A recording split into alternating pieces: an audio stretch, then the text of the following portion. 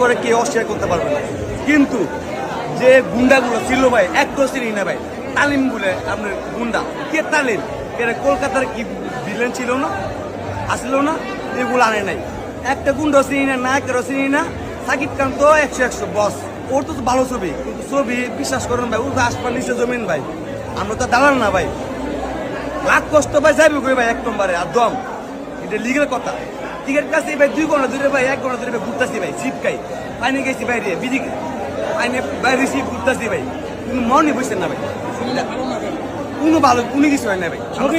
সাকিব খানের কোন দুষ্টাই এটা বস, কিন্তু পরিচালকে চার্লিং পং করে দিয়েছি, ডাইরেক্ট চার্লিং পং ডাইরেক্ট চার্লিং পং, এটা লাখ কষ্ট দম করে আকাশ উঠবো, আর এটা চার্লিং পং করে দিয়েছি ভাই। করা কিছু না ভাই, আমরা তো সাকিবের ভক্ত ভাই, সাকিবের লাগে আমরা মায়া লাগতেছে আর কিছু না। সাকিবের হচ্ছে লস, যে পরিচালক করছে সাকিব আরো 3টা বল দেওয়া দরকার। এর ছবি কেয়ার করাইলো, কে সময় নষ্ট করাইলো।